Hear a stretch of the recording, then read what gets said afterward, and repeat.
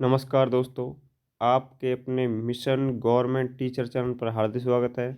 साथियों, आज हम आपके लिए राजस्थान का एकीकरण से संबंधित टॉपिक लेकर आए हैं और इसमें केवल वही प्रश्न हमने लिए हैं जो अधीनस्थ कर्मचारी चयन बोर्ड और आरपीएससी द्वारा पूछे गए हैं। साथियों, जितने भी प्रश्न हैं सभी एग्जाम में आए हुए हैं और काफ़ी महत्वपूर्ण हैं। उनका हम व्याख्यात्मक एनालिसिस करेंगे। और साथियों, जो साथी हमारे साथ पहली बार आया है तो हमने पिछली जो वीडियो डाली थी वो राजस्थान के प्रमुख मेलों से संबंधित डाली थी। उसमें हमने पूरे मेले रिकवर करवा दिए हैं और वो भी एग्जाम में आए हुए प्रश्न थे। तो जिस भी साथी ने वो नहीं देखी तो वो देख लीजिए, क्योंकि वो REET L1 L2 first grade second grade और राजस्थान की जितनी भर्ती परीक्षाएं हैं उन सभी के लिए महत्वपूर्ण वीडियो है। तो बढ़ते हैं, किस तरह के प्रश्न एग्जाम में आए थे एकीकरण से संबंधित उनके बारे में डिस्कस करते हैं। तो इसमें हमारा जो पहला प्रश्न है साथियों, ये जो प्रश्न आया था काफ़ी इम्पोर्टेंट प्रश्न है साथियों और कई बार एग्जाम में आ चुका है ये। अधीनस्थ कर्मचारी चयन बोर्ड ने कई बार एग्जाम में पूछा इसको। पहला हमारा प्रश्न है, एकीकरण एकीकरण के समय राजस्थान किस श्रेणी में शामिल था। साथियों, इसमें श्रेणी पूछा गया है। जो एकीकरण हुआ था 18 मार्च 1948 को शुरू हुआ था, उसमें राजस्थान को किस श्रेणी में शामिल किया था। पहला ऑप्शन है ए श्रेणी, दूसरा ऑप्शन है ब श्रेणी, तीसरा ऑप्शन है स श्रेणी और चौथा ऑप्शन है द श्रेणी। तो इसका जो करेक्ट आंसर है वो हमको बताना है।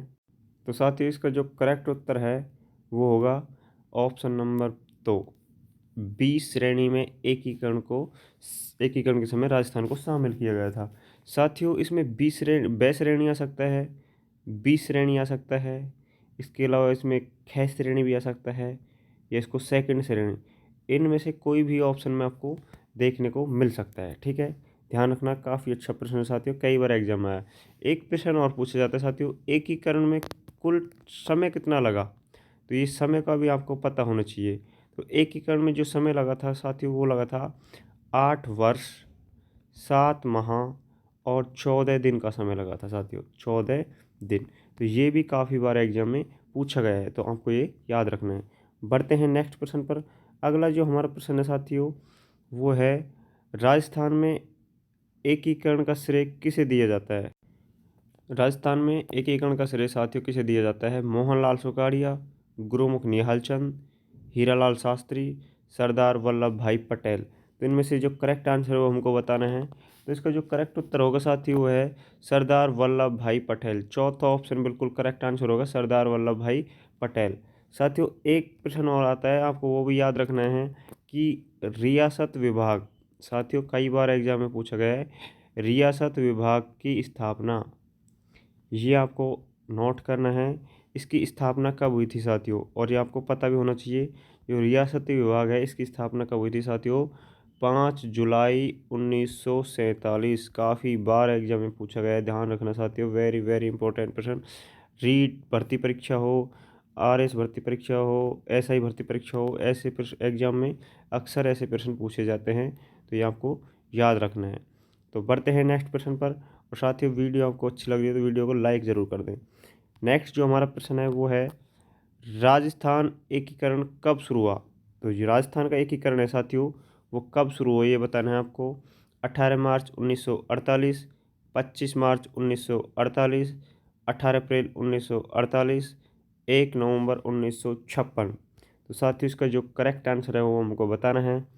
तो राजस्थान का जो एकीकरण है साथियों वो शुरू हुआ था 18 मार्च 1948। पहला ऑप्शन बिल्कुल करेक्ट आंसर होगा साथियों।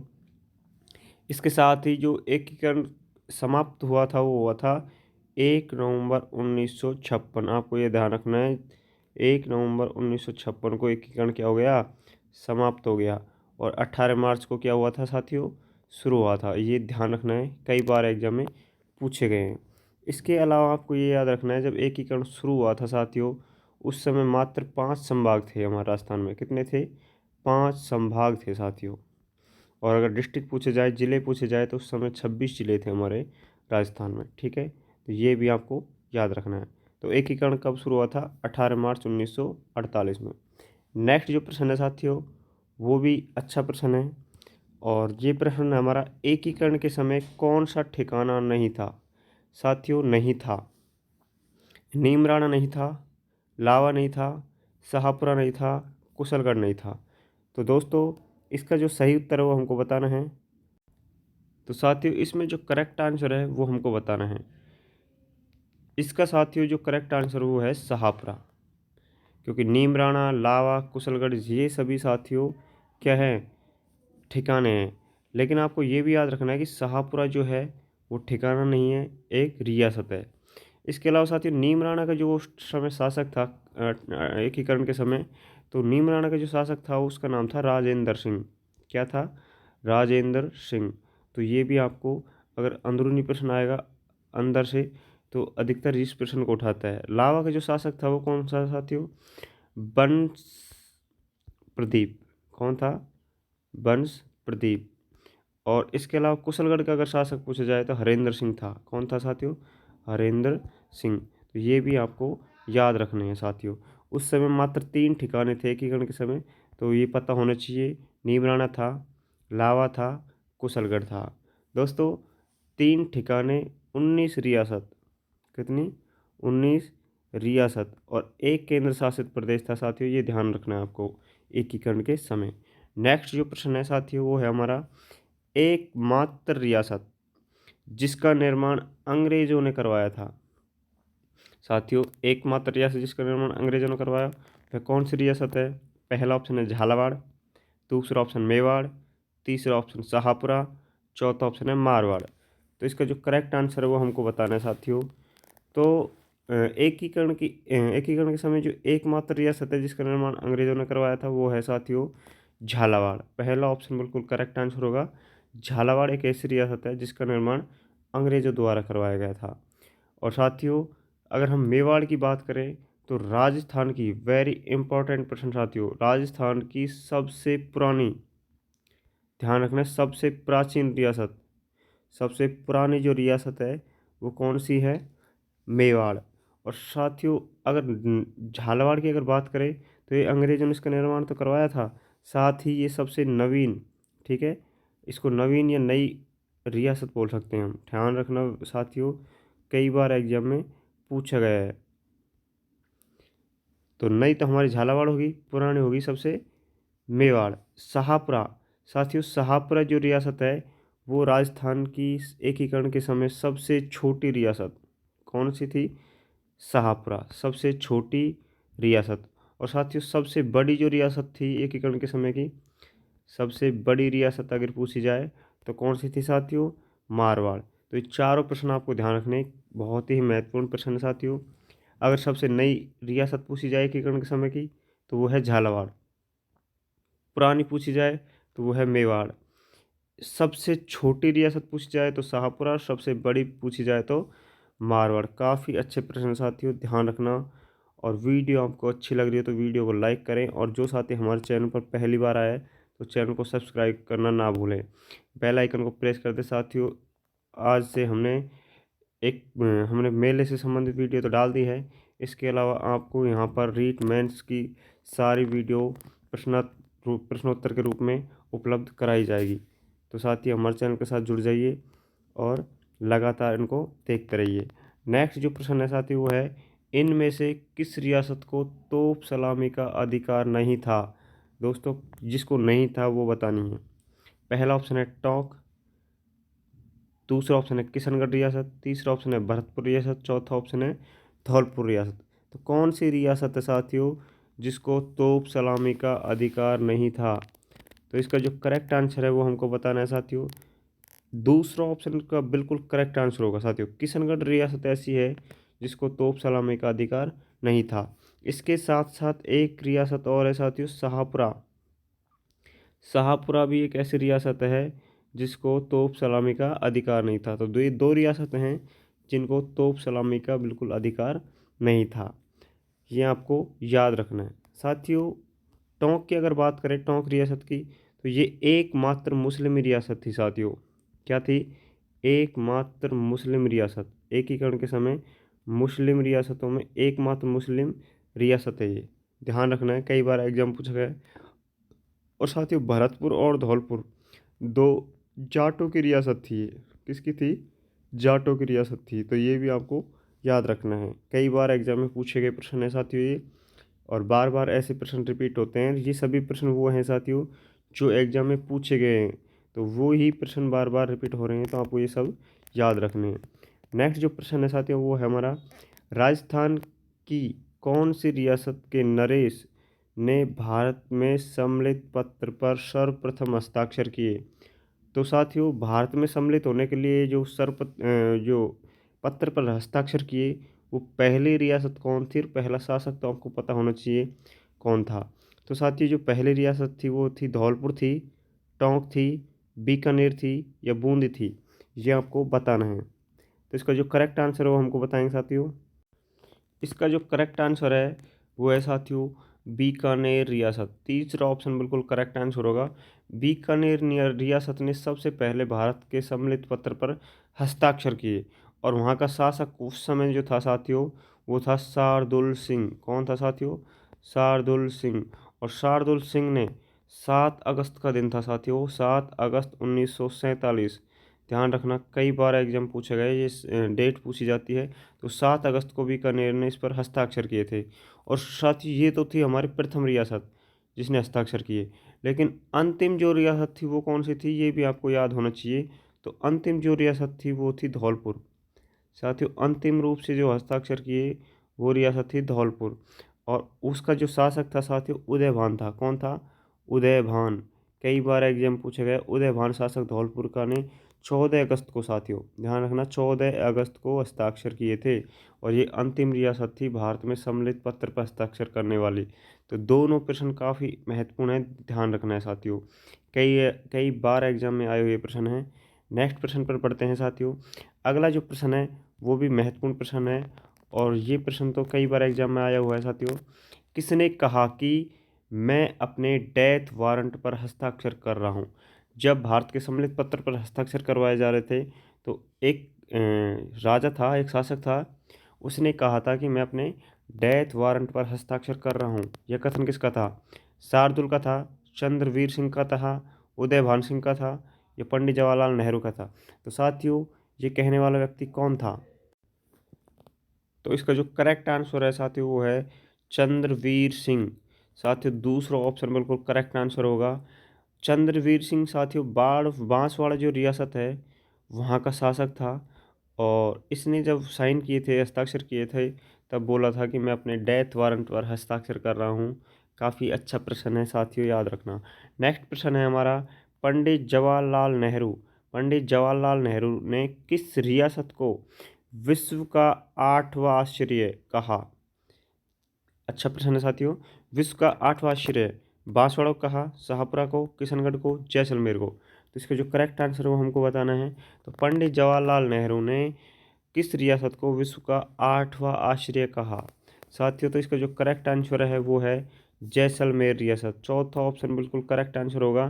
साथियों जैसलमेर रियासत को विश्व का 8वां आश्चर्य किसने कहा? ऐसे भी एग्जाम में कई बार प्रश्न आया है, तो ये आपको ध्यान रखना किसने कहा? पंडित जवाहरलाल नेहरू ने। और ऐसे ही प्रश्न पूछा जाता है कि पंडित जवाहरलाल नेहरू ने किस रियासत को विश्व का 8वां आश्चर्य कहा, और ये क्यों कहा? इसका एक कारण था साथियों, सभी रियासत ने लगभग संवैधानिक सुधार किए थे, लेकिन इसने कोई भी सुधार नहीं किया था, इसलिए इसे क्या बोला जाता है साथियों? एक पिछड़ी रियासत भी कहते हैं। और इसने सुधार नहीं किया था, इसलिए ये सबसे पिछड़ गई थी। ना ही ये उत्तराधिकारी शुल्क लेती थी, इसलिए पंडित जवाहरलाल नेहरू ने इसे विश्व का 8वां आश्चर्य कहा।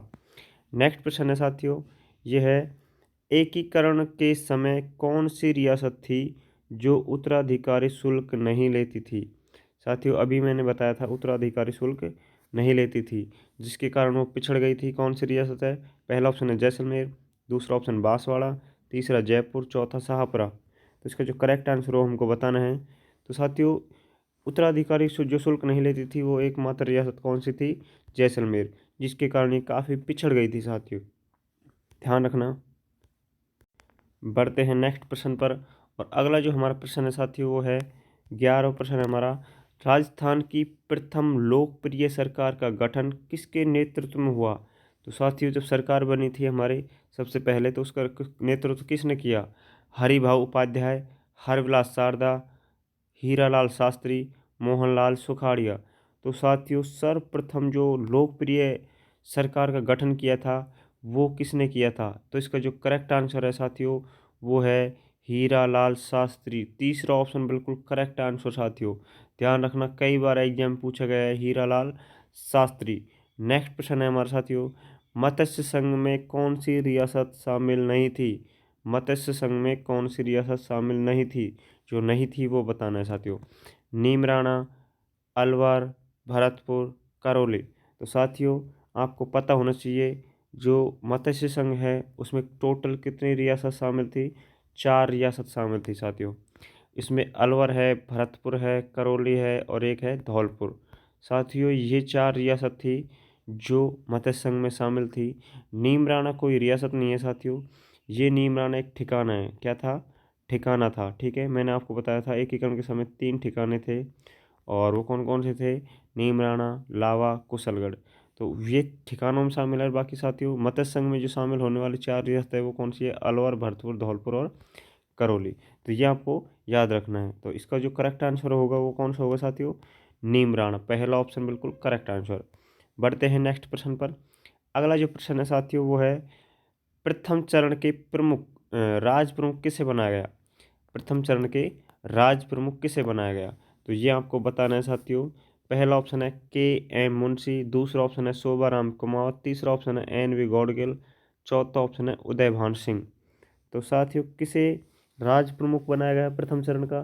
प्रथम चरण जो था साथियों उसका नाम आपको अभी अभी बताया था मैंने। क्या था? मत्स्य संघ। साथियों क्या था? मत्स्य संघ। और मत्स्य संघ जो है साथियों इसका जो राज प्रमुख बनाया गया था वो किसे बनाया गया था साथियों? वो बनाया गया था उदयभान को। चौथा ऑप्शन बिल्कुल करेक्ट आंसर होगा उदयभान को। साथियों मत्स्य संघ में 4 रियासत एक ठिकाने शामिल किया गया था और मत्स्य संघ की जो प्रथम चरण है उसका नाम मत्स्य संघ था। इसकी राजधानी अलवर को बनाया गया। ये भी कई बार एग्जाम पूछा गया है, ये राजधानी किसे बनाया गया था? अलवर को बनाया गया था। साथियों के एम मुंशी के कहने पर, के एम मुंशी के कहने पर ही इसका नाम जो है वो मत्स्य संघ रखा गया। ध्यान रखिएगा साथियों कई बार एग्जाम पूछा गया है कि किसके कहने पर जो प्रथम चरण है उसका नाम मत्स्य संघ रखा गया।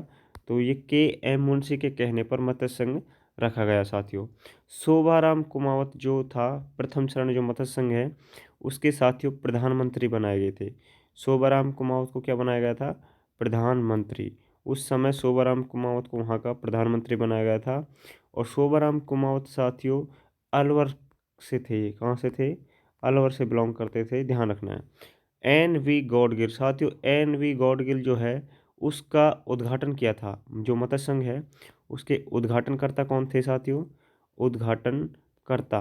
ध्यान रखना ये भी कई बार एग्जाम पूछा जाता है। तो एन वी गॉडगिल थे। और इसके जो राज प्रमुख थे वो कौन थे साथियों? उदयभान। तो ये कई फैक्ट हैं साथियों जो एक प्रश्न में हमने कवर कर लिए और ये आपके लिए काफ़ी महत्वपूर्ण है साथियों। जिस भी साथी ने ये वीडियो देख ली तो हर एग्जाम में यहाँ से 1 या 2 प्रश्न साथियों मतलब 2 या 4 नंबर का प्रश्न आता है जो आपका गलत नहीं होगा अगर ये पूरी व्याख्यात्मक वीडियो देख ली तो। और साथियों काफ़ी महत्वपूर्ण प्रश्न है जो एग्जाम में आए हुए हैं, केवल वही प्रश्न हमने लिए हैं और अक्सर एग्जाम में ये बार बार रिपीट होते हैं इसलिए हमने इनको डू नोट किया था। ठीक है, तो ये ध्यान रखना, ये आपको सब रिमार्क करने हैं, सब याद करने हैं साथियों और सबका व्याख्यात्मक एनालिसिस करना है। अगला जो प्रश्न है वो है निम्न में से कौन सुमेलित नहीं है? जो सुमेलित नहीं है वो हमको बताना है। अलवर से भोलेनाथ संबंधित है, धौलपुर से गोपी यादव संबंधित है, भरतपुर से युगल किशोर संबंधित है, करौली से चिरंजीवी लाल शर्मा। साथियों एकीकरण के समय इनमें से संबंधित जो नहीं है वो बताना है। तो इसका जो करेक्ट आंसर है वो हमको बताना है साथियों। तो मैं इसका उत्तर बताऊँ आपको साथियों, धौलपुर का जो गोपी यादव बता रखा है ये गलत है क्योंकि धौलपुर का गोपी यादव नहीं था साथियों, धौलपुर का था मंगल सिंह। उस समय जब शामिल था तो मंगल सिंह इससे संबंधित है धौलपुर से। ठीक है, और साथियों बाकी इसके अलावा सभी ठीक हैं। तो धौलपुर का मंगल सिंह हो गया और गोपी और किशोर दोनों साथियों भरतपुर से संबंधित थे। तो इसका जो करेक्ट आंसर हो जाएगा वो है दूसरा ऑप्शन गोपी यादव। नेक्स्ट प्रश्न पर चलते हैं साथियों। अगला जो प्रश्न है वो है राजस्थान के दूसरे चरण में कितनी रियासत थी? राजस्थान के दूसरे चरण में 4 रियासत थी, 9 रियासत थी, 10 रियासत थी या 14 रियासत थी? साथियों ये आपको बताना है। तो मैंने आपको बताया था राजस्थान का जो प्रथम चरण है वो मतस्य संघ था, उसमें कितनी रियासत थी? तो उसमें प्रथम चरण में थी 4 रियासत। राजस्थान का दूसरा चरण था जिसमें साथियों 9 रियासत थे। कितना रियासत थी? 9 रियासत थी। तीसरा जो चरण हुआ था साथियों उसमें 10 रियासत थी। जो तृतीय चरण था साथियों उसमें कितनी रियासत थी? 10। और चतुर्थ जो चरण है उसमें साथियों चतुर्थ चरण में कितनी रियासत थी साथियों? 14 रियासत थी। तो ये आपको याद रखने हैं, कई बार एग्जाम में पूछा गया है। और दूसरे चरण, अब तक साथियों प्रथम चरण के प्रश्न आते थे, अब दूसरे चरण के भी प्रश्न आने लगे कि कितनी रियासत थी? तो उसमें 9 रियासत थी। वो आपको याद रखनी है। कोटा, बूंदी, झालावाड़, डूंगरपुर, बांसवाड़ा, प्रतापगढ़, शाहपुरा, किशनगढ़, टोंक। इसके अलावा साथियों एक ठिकाना भी था उसमें, वो था कुशलगढ़। तो ये ध्यान रखना है, कुशलगढ़। ठीक है, तो इनको नोट कर लेना। नेक्स्ट प्रश्न पर बढ़ते हैं साथियों। अगला जो हमारा प्रश्न है वो 16 प्रश्न है, और प्रश्न है पूर्व राजस्थान के राज प्रमुख कौन थे? तो राज प्रमुख कई बार प्रश्न पूछे गए हैं, तो ये आपको बताना। गौडगिल, गोकुललाल ओसावा, बहादुर सिंह, भीम सिंह। तो इसका जो करेक्ट आंसर है साथियों वो है गौडगिल नहीं है साथियों, क्योंकि ये तो कौन था? एकीकरण का उद्घाटन, मतलब जो दूसरा चरण है पूर्व राजस्थान उसका उद्घाटन करता था गौडगिल। इसके अलावा गोकुललाल ओसावा ये भी नहीं है, क्योंकि ये प्रधानमंत्री थे उस समय के। बहादुर सिंह, साथियों बहादुर सिंह भी नहीं है, क्योंकि बहादुर सिंह तो उपराज प्रमुख थे। इसका जो करेक्ट आंसर है वो है भीम सिंह। और ये राज प्रमुख बनाए गए थे पूर्व राजस्थान के। मैंने आपको बताया था गौडगिल कौन था उद्घाटन कर था, गोकुललाल ओसावा कौन था साथियों यहाँ का प्रधानमंत्री बनाया गया था जो शाहपुरा से संबंधित है, और बहादुर सिंह था उपराज प्रमुख। राज प्रमुख तो कौन था साथियों? भीम सिंह। तो चौथा ऑप्शन बिल्कुल करेक्ट आंसर होगा। बढ़ते हैं नेक्स्ट प्रश्न पर। अगला जो प्रश्न है साथियों वो है किस चरण में भारत ने सिरोही का प्रशासन मुंबई को सौंपा? वेरी मोस्ट इंपॉर्टेंट प्रश्न साथियों। ऐसे प्रश्न एग्जाम में आपको कई बार देखने को मिलेंगे, ध्यान रखना, काफ़ी अच्छा प्रश्न है। तो जो सिरोही का प्रशासन है मुंबई को सौंपा था वो किस चरण में सौंपा था? प्रथम चरण, द्वितीय चरण, तृतीय चरण, चतुर्थ चरण। तो साथियों इसका जो करेक्ट आंसर है वो हमको बताना है। तो तीसरे चरण में साथियों मुंबई प्रशासन को, सिरोही का जो प्रशासन है वो सौंपा था मुंबई को। ठीक है, तो ये आपको ध्यान रखना है, कई बार एग्जाम में प्रश्न पूछा गया है साथियों। अब इन चरणों की स्थापना की हम बात करें तो प्रथम चरण की जो स्थापना हुई थी 18 मार्च को हुई थी साथियों, 18 मार्च 1948। दूसरा चरण की जो स्थापना हुई थी साथियों ये हुई थी 25 मार्च 1948। तीसरा चरण की साथियों 18 अप्रैल और चौथा जो चरण हुआ था साथियों ये तो आप सभी को याद होना चाहिए, 30 मार्च 1949। बाकी सब 1948 है और ये 1949 है। तो ये आपको याद रखने हैं, कई बार इनसे सन से संबंधित प्रश्न भी यहाँ से पूछा जाता है, तो ध्यान रखना साथियों। और 30 मार्च को ही जयपुर को राजधानी बनाया गया था, ये आपको पता होना चाहिए। ठीक है, राजस्थान की स्थापना, ठीक है, राजस्थान दिवस मनाया जाता है 30 मार्च को, वही सन है ये। तो साथियों इस तरह के प्रश्न एग्जाम में देखने को मिलते हैं आपको। नेक्स्ट हमारा 18 जो प्रश्न है साथियों वो है संयुक्त राजस्थान का राज प्रमुख किसे बनाया गया? फिर राज प्रमुख से संबंधित एक प्रश्न पूछा गया, जवाहरलाल नेहरू को, माणिकलाल वर्मा को, भूपाल सिंह को, भीम सिंह को। तो साथियों जो संयुक्त राजस्थान है वो हमारा तीसरा चरण था। कौन सा चरण था? तीसरा चरण। और 3 नंबर का चरण जो था वो था संयुक्त राजस्थान। इसका राज प्रमुख जो बनाया गया था साथियों किसे बनाया गया था? भूपाल सिंह को। तीसरा ऑप्शन बिल्कुल करेक्ट आंसर होगा। भूपाल सिंह साथियों उदयपुर के नरेश थे। कहाँ के नरेश थे? उदयपुर के नरेश थे भूपाल सिंह। वहाँ के राजा को राज प्रमुख बनाया गया था। इसके अलावा आपको पता होना चाहिए जो संयुक्त राजस्थान है वो तीसरे चरण में माणिकलाल वर्मा को साथियों वहाँ का प्रधानमंत्री बनाया गया था। ठीक है, तो माणिकलाल वर्मा क्या बनाया गया था वहाँ का? प्रधानमंत्री। तो प्रधानमंत्री उस समय था माणिकलाल वर्मा। जवाहरलाल नेहरू को साथियों उद्घाटनकर्ता के रूप में शामिल किया था, और भीम सिंह वहाँ का राज प्रमुख बनाया गया था। तो ये छोटी छोटी बातें हैं, आपको ये याद रखनी है। नेक्स्ट जो प्रश्न है साथियों वो है 19वां, विरहद राजस्थान की राजधानी किसे बनाया गया? विरहद राजस्थान साथियों चौथे चरण की बात चल रही है। अलवर को बनाया गया था, कोटा को बनाया गया था, उदयपुर को बनाया गया था या जयपुर को बनाया गया था? तो साथियों विरहद राजस्थान, विरध राजस्थान की राजधानी बनाया गया था साथियों जयपुर को 30 मार्च 1949 को। ये हमारा तीसरा जो चरण था साथियों, तृतीय चरण, उसकी राजधानी उदयपुर था जिसका नाम था संयुक्त राजस्थान। दूसरा चरण था राजस्थान संघ, उसका जो राजधानी थी, उसकी जो राजधानी थी साथियों वो थी कोटा। और प्रथम मत्स्य संघ की राजधानी कौन थी साथियों? ये ध्यान रखना है अलवर। तो ये चारों हमने जो एकीकरण के 4 चरण थे उनकी राजधानी बता दी है। प्रथम चरण में अलवर थी, दूसरे चरण में कोटा थी, तीसरे चरण में उदयपुर थी, चौथे चरण में जयपुर बन गई थी, चौथे चरण का नाम था वृहद राजस्थान। उस समय राजस्थान की एकीकरण के समय राजधानी थी जयपुर, ध्यान रखना है। और तभी से अब तक ये जयपुर हमारी राजधानी है। नेक्स्ट जो प्रश्न है साथियों वो है वृहद राजस्थान की स्थापना अभी बताई थी मैंने साथियों, कब हुई थी? 30 मार्च 1948, 18 अप्रैल 1948, 25 मार्च 1948, 18 मार्च 1948। तो इसका जो करेक्ट आंसर है वो है साथियों वृहद राजस्थान की स्थापना हुई थी 30 मार्च 1949।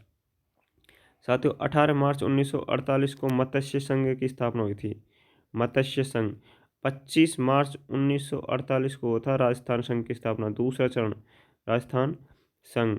और 18 अप्रैल 1948 को साथियों तीसरा चरण हुआ था संयुक्त राजस्थान, संयुक्त राजस्थान। तो ये आपको याद रखने हैं साथियों। नेक्स्ट जो प्रश्न है साथियों वो हमारा 21वां प्रश्न है। और ये प्रश्न है साथियों एकीकरण के चौथे चरण में किसे पहली बार महाराजा प्रमुख, साथियों महाराजा प्रमुख बहुत इंपॉर्टेंट प्रश्न है। महाराजा प्रमुख किसे बनाया गया? भोपाल सिंह को, हीरालाल शास्त्री को, मान सिंह को, भीम सिंह को? तो साथियों महाराजा प्रमुख किसे बनाया गया था ये आपको बताना है।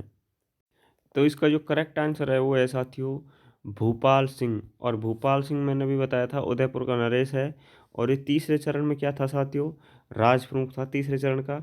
लेकिन चौथे चरण में जाकर इसको क्या बना दिया गया था साथियों? महाराजा प्रमुख। तो ये आपको ध्यान रखना है। तो उस समय महाराजा प्रमुख था चौथे चरण में जो था भोपाल सिंह। हीरालाल शास्त्री उस समय साथियों प्रधानमंत्री था हमारा। और भीम सिंह, भीम सिंह को उपराज प्रमुख बनाया गया था। मान सिंह को साथियों राज प्रमुख। उस समय जो राज प्रमुख था कौन था? मान सिंह था। तो ये आपको ध्यान रखना है। और महाराज प्रमुख था वो था भूपाल सिंह। साथियों कई बार एग्जाम में पूछा गया प्रश्न है तो आप इनको याद रखना। नेक्स्ट जो प्रश्न है साथियों वो हमारा है किस चरण में प्रधानमंत्री के पद को समाप्त कर मुख्यमंत्री का पद बनाया गया था? तो साथियों कितने अच्छे अच्छे प्रश्न आपके लिए लेकर आए हैं। काफ़ी सारे एग्जाम में से ये प्रश्न उठाए हैं हमने और उनको एक जगह कर कर आपके सामने प्रस्तुत कर रहे हैं साथियों, और वाक्यात्मक रूप से एनालिसिस करवा रहे हैं। तो वीडियो आपको अच्छी लग रही है तो वीडियो को लाइक करें और चैनल पर पहली बार आए तो सब्सक्राइब करना ना भूलें। तो साथियों प्रत्येक टॉपिक आपको इस तरह हम कवर करा देंगे और आपका एक भी प्रश्न यहाँ से गलत नहीं होगा। और जो भी एग्जाम प्रश्न आएगा साथियों इनसे ही संबंधित प्रश्न आपको देखने को मिलेगा। तो कहीं ना कहीं आप इस चैनल को ज्वाइन जरूर कर लें ताकि आपके लिए बहुत कारगर साबित हो। नेक्स्ट जो ऑप्शन है हमारे वो है संयुक्त राजस्थान था, राजस्थान संघ था, वर्तमान राजस्थान था, या संयुक्त वृहद राजस्थान। साथियों किस चरण में प्रधानमंत्री के पद को समाप्त किया था और मुख्यमंत्री का पद बनाया गया था ये आपको बताना। तो साथियों इसका जो करेक्ट आंसर है वो है संयुक्त वृहद राजस्थान। चौथा ऑप्शन बिल्कुल करेक्ट आंसर होगा। दोस्तों शंकर राव देव समिति एक बनाई गई थी, शंकर देव राय समिति। ये एक समिति बनाई गई थी। इसके जो अध्यक्ष बनाए गए थे वो था प्रभुदयाल और हिम्मत सिंह। दोस्तों प्रभुदयाल और हिम्मत सिंह ने एक समिति बनाई थी शंकर देवराय समिति। उसके तहत प्रधानमंत्री के पद को समाप्त कर मुख्यमंत्री का पद बनाया गया था। और 5वें चरण की कहानी है साथियों संयुक्त वृहद राजस्थान। संयुक्त वृहद राजस्थान में जो प्रधानमंत्री से मुख्यमंत्री का पद बनाया गया था उस समय मुख्यमंत्री था हीरालाल शास्त्री। साथियों ध्यान रखना हीरालाल शास्त्री प्रथम मनोनीत मुख्यमंत्री थे हीरालाल शास्त्री। और दोस्तों इसको शपथ दिलाने वाले थे मान सिंह। कौन था? मान सिंह जो महाराजा प्रमुख के रूप में था साथियों। इसने हीरालाल शास्त्री को शपथ दिलाई थी। ये छोटी छोटी बातें हैं जो आपको याद रखना है। नेक्स्ट जो प्रश्न है साथियों वो है मत्स्य संघ का विलय किस चरण में हुआ? ये भी कई बार एग्जाम पूछा गया प्रश्न है साथियों, नोट कर लीजिए। सप्तम चरण, षष्ठ चरण, पंचम चरण, चतुर्थ चरण। तो किस चरण में साथियों इसको विलय हुआ था? तो मत्स्य संघ का जो विलय हुआ था साथियों वो पंचम चरण में हुआ था। तीसरा ऑप्शन बिल्कुल करेक्ट आंसर होगा। ध्यान रखना कई बार एग्जाम में पूछा गया प्रश्न है, मत्स्य संघ का विलय किस चरण में हुआ था, तो आपको याद रखना है। साथियों, मत्स्य संघ का जब विलय हुआ था उसी समय प्रधानमंत्री पद को समाप्त कर मुख्यमंत्री का पद बनाया गया था। तो ये कई बार एग्जाम में पूछा गया प्रश्न है। और एक फैक्ट और याद रखना है, 7वें चरण में भी जो राज प्रमुख बनाया गया था, राज प्रमुख, उस पद को समाप्त कर कर साथियों राज्यपाल, ध्यान रखना राजस्थान का जो राज्यपाल होता है वो पद, उसको बनाया गया था राज प्रमुख पद को समाप्त कर कर 7वें चरण में। और मत्स्य संघ का जो विलय हुआ था वो 5वें चरण में हुआ था। तो ये आपको बातें याद रखनी है। नेक्स्ट जो प्रश्न है साथियों वो है, संयुक्त वृहद राजस्थान में सिरोही के किस क्षेत्र को छोड़कर मिलाया गया था। तो साथियों, जब संयुक्त राजस्थान में सिरोही का विलय किया था तो किस क्षेत्र को छोड़ा गया था, ये आपको बताना है। अजमेर मेरवाड़ा, आबू देलवाड़ा, सुनेल टप्पा, सिरोंज, तो किस क्षेत्र को छोड़ा था ये आपको बताना है साथियों। तो इसका जो करेक्ट आंसर वो है आबू देलवाड़ा, दूसरा ऑप्शन बिल्कुल करेक्ट आंसर होगा साथियों। आबू देलवाड़ा छोड़कर संपूर्ण सिरोही का विलय संयुक्त राज्य राजस्थान में हो गया था साथियों, ये आपको याद रखना है साथियों। इसके अलावा अजमेर मेरवाड़ा का जो विलय हुआ था साथियों, ये 7वें चरण में हुआ था, ये आपको पता होना चाहिए। सुनील टप्पा जो क्षेत्र है साथियों, ये एमपी का क्षेत्र था। कहाँ का? एमपी का क्षेत्र था साथियों। और सिरोंज है जो झालावाड़ का क्षेत्र था। जो सुनील टप्पा क्षेत्र को तो हमारे राजस्थान में विलय हो गया था, और सिरोंज क्षेत्र झालावाड़ का जो था उसको एमपी को दिया था जब इसका विलय किया गया था साथियों। तो ये छोटी छोटी बातें हैं, इनको आपको नोट करना है। अब ये प्रश्न आया है जो सेम मैंने एग्जाम से उठाया है, और देखो कैसा प्रश्न बना है। एकीकरण के 7वें चरण में मध्य प्रदेश के सुनील टप्पा क्षेत्र को जोड़ा गया, लेकिन राजस्थान के किस क्षेत्र को एमपी मतलब मध्य प्रदेश को दिया गया। तो साथियों, आबू देलवाड़ा को दिया था, अजमेर मेरवाड़ा को, मंदसौर को, या सिरोंज को, किस क्षेत्र को दिया था एमपी को जब राजस्थान में सुनील टप्पा क्षेत्र का विलय किया गया था। तो साथ ही इसका जो करेक्ट आंसर है वो है चौथा ऑप्शन, सिरोंज क्षेत्र। ध्यान रखना, सिरोंज क्षेत्र को जो झालावाड़ का था साथियों, किस क्षेत्र का था, हमारे झालावाड़ जिले से संबंधित क्षेत्र था, इसको हमने एमपी को दिया था, तब सुनील टप्पा क्षेत्र हमारे राजस्थान में शामिल हुआ था। तो ये आपको छोटी सी बातें हैं लेकिन एग्जाम में बहुत खतरनाक साबित होती हैं, ये आपको याद रखनी है। वेरी महत्वपूर्ण प्रश्न है साथियों। नेक्स्ट प्रश्न है हमारा, राजस्थान में अजमेर के विलय के समय राजस्थान में अजमेर के विलय के समय मुख्यमंत्री कौन था। हरविलास शारदा, हरिभाऊ उपाध्याय, मुकुट बिहारी भार्गव, मोहनलाल सुखाड़िया। साथियों, एकीकरण के समय अजमेर का जब विलय हुआ था तो उस समय अजमेर का मुख्यमंत्री कौन था, ये प्रश्न आपको बताना है। तो साथियों, अजमेर का जो मुख्यमंत्री था वो कौन था, हरिभाऊ उपाध्याय। ध्यान रखना साथियों, कई बार एग्जाम पूछा गया है हरिभाऊ उपाध्याय। और अजमेर मेरवाड़ा का जो संविधान सभा का सदस्य था, संविधान सभा का सदस्य बनाया गया था वो कौन था साथियों, संविधान सभा का सदस्य वो था मुकुट बिहारी भार्गव। तो ये भी आपको याद रखना है। नेक्स्ट जो प्रश्न है साथियों वो है, राजस्थान को ऋग्वेद में किस नाम से जाना जाता था। बहुत इंपॉर्टेंट प्रश्न है साथियों। तो राजस्थान को ऋग्वेद में किस नाम से जाना जाता था, ब्रह्मावर्त, मरुकांता राय, राजस्थानीय, या राजस्थानदित्या। तो साथियों, ऋग्वेद में जिसके नाम से जाना जाता था वो है ब्रह्मावर्त। ठीक है, ध्यान रखना, पहला ऑप्शन बिल्कुल करेक्ट आंसर होगा। ऋग्वेद में राजस्थान को ब्रह्मावर्त के नाम से जाना जाता था। लेकिन आपको ये भी पता होना चाहिए मरुकांता राय के नाम से किस में जाना जाता था साथियों, रामायण में। रामायण में जो राजस्थान का नाम देखने को मिलता है वो है मरुकांता राय। राजस्थानीय जो नाम मिलता है साथियों, ये चित्तौड़ का एक खंडलेख था, उसमें आपको राजस्थानीय नाम मिलेगा राजस्थान की जगह। और राजस्थान द्वितीय नाम जो मिलता है साथियों, वो बसंतगढ़ शिलालेख में जब उल्लेख होता है राजस्थान का, तो वहाँ पर साथियों जो नाम मिलता है राजस्थान द्वितीय मिलता है। तो ये प्रश्न आपके लिए काफ़ी महत्वपूर्ण है, इनको आपको याद रखना है। नेक्स्ट जो प्रश्न है, चलते हैं अगले प्रश्न पर। अगला प्रश्न हमारे साथियों, राजपूताना शब्द का सर्वप्रथम प्रयोग किसने किया। तो राजपूताना जो शब्द है उसका सर्वप्रथम प्रयोग किसने किया था, Yati Gyanchandra, colonel James Tod, George Thomas, Gaurishankar Hirachand Ojha. तो इसका जो करेक्ट आंसर है साथियों वो है जॉर्ज थॉमस। राजपूताना नाम किसने दिया था, जॉर्ज थॉमस। तीसरा ऑप्शन बिल्कुल करेक्ट आंसर।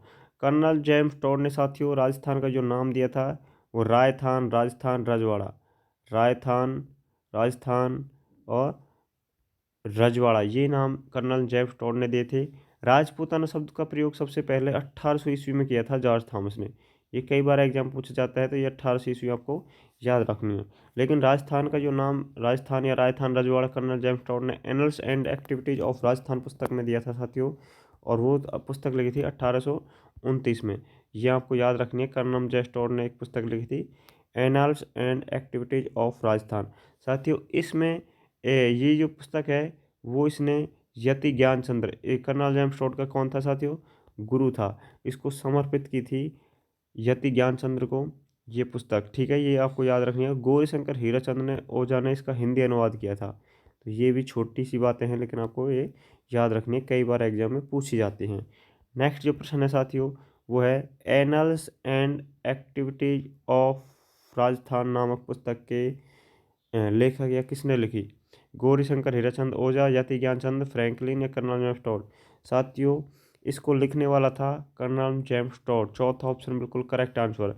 लेकिन आपको ये भी याद रखना है, इसका जो हिंदी अनुवाद किया था इस पुस्तक का, वो किसने किया था साथियों, हिंदी अनुवाद किया था साथियों गौरीशंकर हीराचंद ओझा ने। और ये था गुरु, कर्नल जेम्स टॉड का गुरु कौन था साथियों, यति ज्ञानचंद्र था। इसको ये पुस्तक समर्पित की थी। तो ये प्रश्न भी कई बार पूछा गया कि कर्नल जेम्स टॉड ने अपनी जो पुस्तक है वो किसको समर्पित की थी, तो यति ज्ञानचंद्र को समर्पित की थी। ध्यान रखना साथियों, कई बार एग्जाम में पूछे गए हैं ये फैक्ट। नेक्स्ट जो प्रश्न है साथियों वो हमारा है भारतीय प्राचीन लिपि माला किसने लिखी। साथियों पहला ऑप्शन है Gaurishankar Hirachand Ojha, Yati Gyanchandra, George Thomas, colonel James Tod. तो इनमें से किसने ये पुस्तक लिखी आपको बताना है साथियों। कमेंट करके इसका आंसर ज़रूर दें कमेंट बॉक्स में। और वीडियो आपको कैसी लगी ये ज़रूर कमेंट करें साथियों। और हमारे चैनल पर पहली बार आए तो चैनल को सब्सक्राइब करना ना भूलें, क्योंकि ऐसे फैक्ट हम आपके लिए बार बार लेकर आएंगे, प्रत्येक टॉपिक से संबंधित लेकर आएंगे। और जितने भी प्रीवियस पेपर हुए आपको वहाँ से इन प्रश्नों को व्याख्यात्मक एनालिसिस करवाया जाएगा। तो REET L1 L2 first grade second grade, इसके अलावा राजस्थान पुलिस जितनी भर्तियां हैं राजस्थान की उनसे संबंधित आपको यहाँ पर प्रीवियस प्रश्न के प्रश्न उपलब्ध करवाए जाएंगे। तो मिलते हैं नेक्स्ट वीडियो में, तब तक के लिए धन्यवाद।